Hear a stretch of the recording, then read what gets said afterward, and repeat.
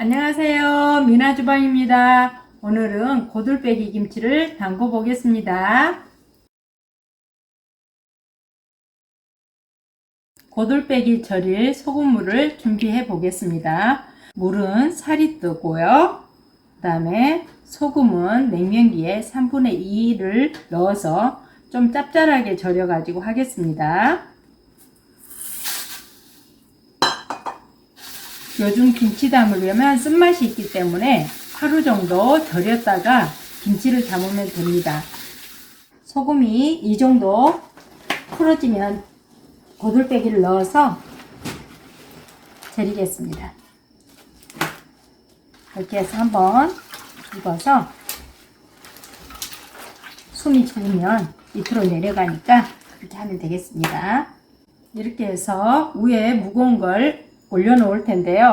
저는 돌을 준비했습니다. 돌이 없으면 다른 거 무거운 거 물을 받아서 올리시든지 그렇게 해서 이렇게 좀 눌러주시면 다 담겨지겠지요. 그럼 저는 내일 다시 돌아오겠습니다. 소금에 고들빼기 절인 지 하루가 지났습니다. 고들빼기는 뿌리째 먹는 채소라서 손질을 깨끗이 하셔야 됩니다. 뿌리가 커서 4등분으로 가르고 길이가 길어서 좀 반으로 잘랐습니다. 이제 김치를 담궈 보도록 하겠습니다. 고들빼기는 홍고추 말린 걸 절반과 고춧가루 절반을 사용해서 김치를 담궈 보겠습니다. 홍고추 말린 거 불려서 200g 물에 미리 불려 놓도록 하세요. 여기에 까나리 액젓 4스푼, 멸치 액젓 4스푼, 배즙 2스푼, 생강 1스푼 이렇게 해서 갈아 보도록 하겠습니다.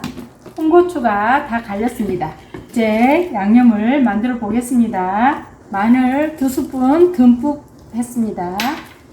고춧가루 깎아 10스푼, 찹쌀풀은 찹쌀가루 3스푼을 해가지고 풀을 끓였습니다.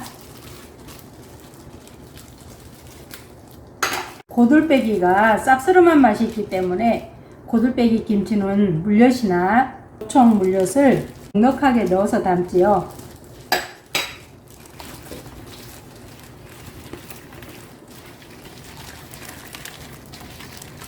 고들빼기를 넣어서 버무려 보도록 하겠습니다.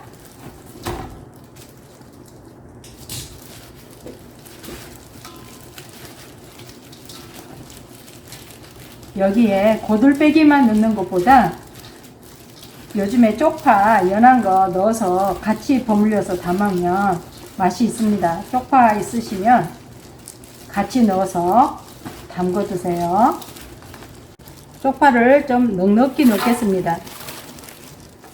쪽파가 연해서 쪽파가 숨이 죽으면 얼마 되지 않을 겁니다. 지금은 숨이 죽지 않은 상태라서 많아 보이지만